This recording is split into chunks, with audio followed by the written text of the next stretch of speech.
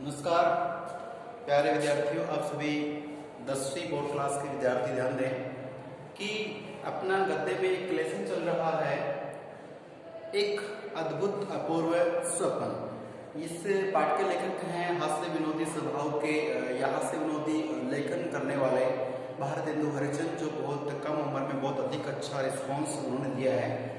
तो देखिए, उन्होंने जो पाठ के बारे में बताया, हमने देखा इसमें कि एक अद्भुत अबोध स्वप्न है। मैं लगभग कई बार आपको रूबरू करा चुका हूँ कि लेखक हो या कोई अन्य व्यक्ति हो, उसके दिमाग में एक विचार रहता है कि इस संसार में उनका नाम चिरस्थायी कैसे रहे, कैसे लोग उन्हें याद रखें।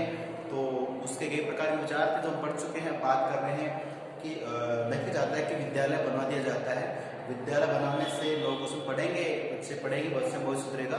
तो विद्यालय का नाम जो रहेगा उससे उनके पूर्वजों का नाम चलता रहेगा। तो अपने नाम को चिरस्थायी बनाने के लिए उसने विद्यालय खुलवा दिया है। अध्यापकों के बारे में बात कर चुका हूँ, कैसे कैसे अध्यापक रहे। अब जो अंतिम पड़ाव चल रहा है, पाठ का लास्ट वीडियो मान के चलिए इसको। इसमें देखिए आप कि भारतेंदु हरिचंद ने लेखक ने जो पाठशाला बनवाई है, उस पाठशाला का जो शुभारंभ किया गया था, वो शुभारंभ किया गया था रात्रि के बाद, मध्य रात्रि के बाद शुभारंभ किया गया। तो क्योंकि ये जो भारतेंदु हरिचंद है, ये हास्य विनोदी रचना करते हैं, तो ये जो भारतीय परिप्रेक्ष्य में हमारे जो हिंदुस्तान संस्कृति को हुई, लोग कहें जैसा इन्होंने देखा है उसी को व्यंग्य रूप में हमें पेश किया है। कि कई बार क्या होता है कि लोग उसका उद्घाटन कब करेंगे। एक विद्यालय का शुभारंभ का समय सुबह सूर्योदय की किरणों के साथ होना चाहिए, सुबह होना चाहिए, क्योंकि सारे बच्चे सुबह स्कूल जाते हैं।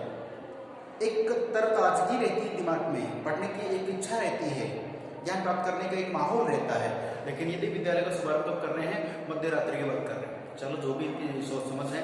तो इन्होंने मध्य रात्रि को जब विद्यालय शुभारंभ किया, तो वहाँ पे बहुत से महानुभाव आते हैं, मतलब गुणीजन आते हैं, अच्छे पढ़े लिखे लोग आते हैं, कई प्रकार के लोग आते हैं। उसमें आते ही जल से अब उसमें आए हुए जो अतिथि हैं उनका आदर सत्कार किया गया, और उन अतिथियों को जो विशिष्ट प्रकार के अध्यापक जन होते हैं, अध्यापक बंधु होते हैं, अध्यापक गुणीजन जो होते हैं, वृंद जो होते हैं, अध्यापक वृंद होता है, तो उन सभी अध्यापक वृंद से उनको रूबरू करवाया कि ये फला फला अध्यापक हैं, ये आपको बच्चों को इस तरह का ज्ञान देंगे, ये बच्चों को इस तरह प्रकार का ज्ञान देंगे। इस प्रकार से लेखक महोदय ने अतिथियों से, या यूँ कहूँ अतिथियों को अध्यापकों से क्या परिचित करवाया।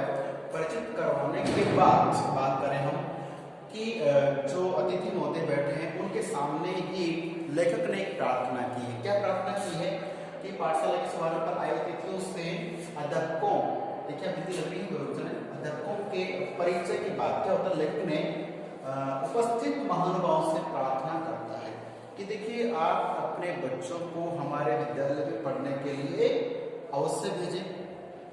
और इसमें लिखा तो नहीं, मैं आपको बता दूं, पाठ में है हमारे लेखक ने बताया है कि आप अपने बच्चों को विद्यालय भेजिए, वो पढ़ेगा, उसकी जो फीस का खर्चा है, पढ़ाई पे लगने वाला 1 रुपये से लेकर चाहे कितना ही लगे, उसकी चिंता आपको कतई ही नहीं करनी है। आप निश्चिंत हो कि बच्चे को भेज दो, बस एक बार उसका एडमिशन करा दीजिए, आपको उसकी चिंता नहीं है। तो किसी ने पूछा भाई चिंता क्यों नहीं है, तो उन्होंने बताया भी कि हमें जो स्टाफ मिला है, जो अध्यापक मिले हैं, इनको आने वाले 5-10 सालों तक वेतन की जरूरत नहीं है। ऐसा किताब में लिखा हुआ है कि आने वाले समय के 5-10 साल तक में इनको तनख्वाह की इन्हें तो मांगेंगे, उन्हें देने की है, कोई जरूरत नहीं है। तो अध्यापकों को तनख्वाह नहीं चाहिए, तो फिर उसके बाद तो फिर क्या होगा कि बच्चों को बस पढ़ाने वाला टीचर मिलेगा, खर्चा का कुछ है ही नहीं। तो ये प्यारे बच्चों एक व्यंग्य है, ठीक है। तो व्यंग्य ऐसा है कि ये मान के चले कि कई बार जो हमारी गवर्नमेंट स्कूल चल रही है, उन अध्यापकों को नियुक्त कर दिया जाता है, लेकिन उनको सैलरी नहीं मिलती समय से। तो आप जानते हैं कि जो टीचर होता है उसके भी परिवार होता है, माँ बाप भी, बच्चे सब होते हैं। तो वो रोजगार है, उसके लिए रोजगार मिल गया है, लेकिन उस रोजगार से उसे उस राशि यानी उसे सैलरी जो तनख्वाह मेहनताना मिलना चाहिए, उस बेचारे को 2 महीने 3 महीने 4 महीने सैलरी नहीं मिलती है। तो सोचो वो रोजाना 10-20 किलोमीटर से आता है या दूर से आता है, वो किस साधन से आ रहा है, या पैदल आ रहा है, जो भी है, तो उसका जीवन कैसे चलेगा, उसका घर खर्च कैसे चलेगा। मान लीजिए कई मजबूरियां होती है, उसके ऊपर भी होती है। तो यहाँ पे ये भी है कि जैसे ये कह रहे हैं उनको तनख्वाह की जरूरत नहीं है, तो इनको लगता है कि जो पढ़ा रहा है उसको जरूरत नहीं। चलिए माना कि उस व्यक्ति की जरूरत नहीं है, हालांकि जरूरत तो रहती है, लेकिन अब वो अपने परिवार का भरण पोषण कैसे करे। चलो वो सोचते हैं कि कभी कभी तो मिलेगा, वो किसी दूसरे साहूकार से कर्ज ले लेता है, लेकिन दिमाग में चलता रहता है कि यार नौकरी लग गई, तनख्वाह नहीं मिल रही है। तो ऐसे में क्या होता है कि उस व्यक्ति की मानसिकता दूषित हो जाती है। तो मान के चलिए कि एक स्वस्थ मस्तिष्क में अगर व्यक्ति है, यानी स्वस्थ शरीर में स्वस्थ मस्तिष्क रहता है, आप जानते हैं, लेकिन एक स्वस्थ व्यक्ति रहेगा, घर से बढ़िया नहा धो खा पी के अच्छे से आया, अध्यापक को आपको पढ़ा रहा है, वो खुश है, वो बहुत अच्छा पढ़ाएगा आपको, लेकिन उसकी मानसिकता में यार तनख्वाह तो मिले नहीं, क्या पढ़ाओ, तो जो किताब में लिखा कोई पढ़ा देगा, उसका कोई वो आपको अर्थ नहीं करके दे रहा है। और जैसे किसी बच्चे ने पूछ लिया तो ऐसा गुस्सा आएगा उसे, जैसे मान लीजिए बहुत बड़ा पहाड़ टूट पड़ा, क्यों? उसके दिमाग में छोटा छोटा चलता रहता है कि यार इतना खर्चा हो गया, इतना हो गया, और सैलरी का पता नहीं है। तो मान के चलिए कि जिस लालच, जिस प्रलोभन, जिस अचीवमेंट के लिए वो व्यक्ति आ रहा है, अगर उस व्यक्ति को समय पर तनख्वाह मिलती, पैसा मिलता, तो मान के चलिए कि जो अध्यापक होता, कहते हैं ना कि गुरु गोविंद दाव पड़े काफी लागू पाए, बलिहारी गुरु अपने गोविंदियों बताए, कि गुरु में इतना ज्ञान होता है, जैसे गुरु आपको भगवान तक का रास्ता बता देता है। इसका मतलब है कि आप जिस बोर्ड के, जिस क्लास के स्टूडेंट्स हैं, आपकी जो डिफिकल्टीज हैं, जो पेपर है, उसकी सारी बात आपको सॉल्व कर सकता हो, इतना सपोर्ट करेगा आपको, लेकिन उसकी मानसिकता को दूषित कर दिया है नीति ने, ठीक है। तो यहाँ पे देखें क्या है कि 5 साल जरूरत नहीं तनख्वाह की, और भाई रही बात उनके खाने पीने की, तो उनका खाने पीने का बंधा है, उनका बंदोबस्त मैंने कर दिया है कि जो अध्यापक इस विद्यालय पढ़ाई अपने इस विद्यालय में, उनको खाने पीने की सामग्री मिलते रहे, खाते रहे, अरे वो तो खाते रहे भाई, उनका परिवार का क्या होगा। तो यहाँ तो ये कि वो अध्यापक आ गए, हिमालय की कमरों से ढूंढ के लिए, या उनको रख दिया, वो खाने पीने का सिस्टम दे दिया कि पढ़ाओ। तो ये प्यारे बच्चों हमारी जो शिक्षा पद्धति है, एक तो शिक्षा पद्धति पे, दूसरा ये है कि मानिए कि जो शिक्षा पद्धति है, शिक्षा देने की, लेने की जो पूरी प्रक्रिया है, दूषित लगती है किसको, भारतेंदु हरिचंद को। इसलिए उन्होंने ऐसा लेख लिखा है कि आजकल स्कूल की जो स्थिति व्याख्या क्या हो गई है, फिर चाहे वो प्राइवेट शिक्षक हो, सरकारी शिक्षक को कुछ बाधा होती है, बच्चों में इसमें क्या अंडरस्टैंडिंग रहती है। एक चीज और पढ़ने जा रहे हैं, आप देखिए कि लेखक महोदय ने आए हुए अतिथियों से कहा कि आप अपने बच्चों को हमारे विद्यालय में पढ़ाइए, पढ़ा लिखा के खर्चे की चिंता मत करें। अब वो कहते हैं ठीक है नहीं करेंगे, तो पढ़ाई से संबंधित व्यय की चिंता ना करें। और आगे दिया है कि पाठशाला में अपना नाम अवश्य लिखा ले। देखिए ये एक मानसिकता, एक सच्चाई दिखाई ये है कि जो हमारे आप समझते हैं कि आपका प्राइवेट विद्यालय है, उसमें अगर बच्चे का एडमिशन हो जाता है तो माँ बाप भी चिंतित रहते हैं कि यार बच्चा स्कूल नहीं जा रहा है किसी कारण से जानबूझ के, तो हमारे पैसे तो लग रहे हैं, क्योंकि प्राइवेट स्कूल का एक सिस्टम होता है कि बच्चे का एडमिशन हो गया, उसकी फीस चालू, ठीक है। अब उस माँ बाप को तो फीस देनी पड़ती है। ये बात अलग है कि फीस कितनी है, उस बच्चे को कैटेगरी के हिसाब से, उस बच्चे की अमीरी गरीबी के हिसाब से, उस बच्चे की परसेंटेज के हिसाब से स्कूल मैनेजमेंट ने कितना उसको डिडक्ट किया, कितना कम फीस लगी है, कितनी किस्तों में देनी, वो बात अलग है, लेकिन फीस तो देनी है ना। बात आती है सरकारी स्कूल की, सरकारी में भी माँ बाप को फीस तो देनी नहीं है। अब देनी तो बच्चों की मानसिकता हो जाए, क्या करेंगे स्कूल जाके, ऊब जाते हैं बच्चे।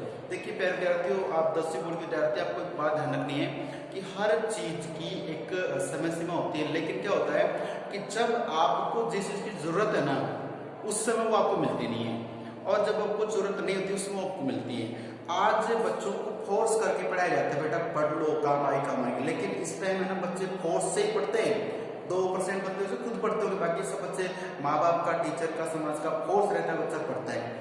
एक जमाना ऐसा आएगा आपके लाइफ में कि कोई आपको नहीं करके पढ़ ले, लेकिन फिर भी आप पढ़ेंगे, कोचिंग जाएंगे, लाइब्रेरी जाएंगे, घर वालों ने आपको उसके साथी विदा आपको कर दिया, विवाह कर दिया, तो भी आप सोचेंगे यार ये सब साथ में पढ़ूं, क्यों? उस समय आपकी डिमांड बढ़ जाती है कि यार मैं पढ़ के कहीं लग जाऊँ नौकरी तो मेरी लाइफ सेट होगी, नहीं तो मैं गया काम से। ऐसा जमाना चल रहा है। अब ऐसे में अब भी आपको कहते बेटा पढ़ो, नहीं पढ़ते, लेकिन उस समय पढ़ेंगे। तो वही बात यहाँ पर है कि जो कुछ सरकारी विद्यालय होते हैं उनमें क्या होता है कि अध्यापक बंधु आते हैं, अच्छी भवन बना दिया है सरकार ने, लेकिन बात करते हैं कि बच्चे ना स्कूल में एक लाइन दे रखी है कि नाम लिखा दें, क्या करना है, नाम लिखा दीजिए। तो ये श्रृंखला चल रही है कि मान लीजिए कि एक मिडिल स्कूल है या अपर स्कूल है या फिर सेकेंडरी है, सीनियर सेकेंडरी है, उसमें बच्चों की संख्या 500-700 200 होना चाहिए ना, वहाँ पे 10 बच्चे, 20 बच्चे, 50 बच्चे मिल रहे हैं। टीचर भी 10 टीचर, बच्चे 25 से लास्ट, बस सोचो क्यों? क्योंकि जैसे अधिकारी लोग आते हैं, कितने बच्चे पढ़ा रहे हैं मान साहब, बताएंगे साहब मेरे पास 200 बच्चे, 200 का नाम है, बच्चे स्कूल नहीं आते हैं। तो ये हमारे जो भारत देश में कुछ राज्यों में, कुछ जिलों में ऐसी व्यवस्था चल रही है कि कुछ माँ बाप है, कुछ बच्चे हैं, सबकी सोच बदल रही है। सरकारी स्कूलों में क्या एक बच्चों को कम भेजा जाता है, प्राइवेट्स में ज़्यादा जा रहे हैं। अभी क्या कारण है वो तो आप भी समझते हैं, और ये हमारी सिर्फ मानसिकता है, क्योंकि पढ़ाई हर जगह होती है, सरकारी में भी होती है, प्राइवेट में भी होती है। प्राइवेट में कुछ रूल्स एंड रेगुलेशंस ज़्यादा होते हैं, स्ट्रिक्टता होती है। सरकारी में बच्चे के ऊपर क्या होता है कि कुछ जो रूल्स रेगुलेशन वहाँ भी होते हैं, लेकिन कुछ चीज़ों पे बंदिश हो जाती है, वो नहीं कर पाते हैं। तो यहाँ पे एक व्यंग्य किया गया है कि सरकारी स्कूल हो या कई स्कूल होते हैं, उसमें नामांकन कितने का चल रहा है, 50 का। बच्चे कितने आ रहे, 5 नामांकन दिखा दिया। जो अधिकारी है तो वो भी ठीक है, सब हम जांच करके आ गए कितने बच्चे पढ़ रहे हैं, क्योंकि बच्चे आ रहे कितने, रेगुलर पढ़ रहे कितने वो है। तो यहाँ पे लेकर से कहना चाहता है कि पाठशाला में अपना नाम लिखा दे, भले ही बच्चा पढ़ने आवे या ना आवे। तो प्यारे बच्चों, अपने किसी व्यक्ति विशेष से कोई गिला शिकवा नहीं है, लेकिन ये हमारी जो शिक्षा पद्धति है, जो चलन चल रहा है, इस पे भारत तो हरिजन ने चुटकी ली है। चुटकी लेना मतलब एक व्यंग्य किया है कि ये शिक्षा पद्धति का जो सिस्टम है बदलना चाहिए।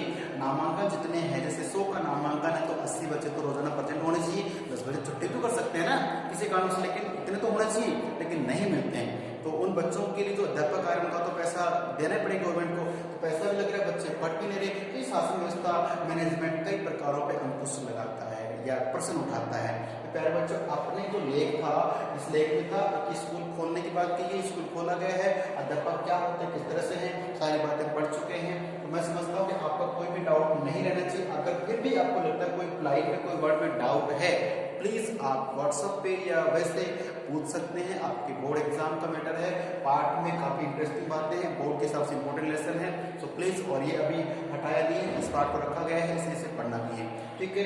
तो आप इस पार्ट को रीड कर लीजिए। क्वेश्चन आंसर जो शॉर्ट क्वेश्चन मैंने बता चुका हूँ वो आ गए हैं, और जो लॉन्ग टाइप का है बच रहे हैं उनसे आप पूछिए, डाउट क्लियर कीजिए, ठीक है, और आराम से पढ़ते रहें। और मिलते हैं अगली वीडियो में, तब तक के लिए नमस्कार, धन्यवाद।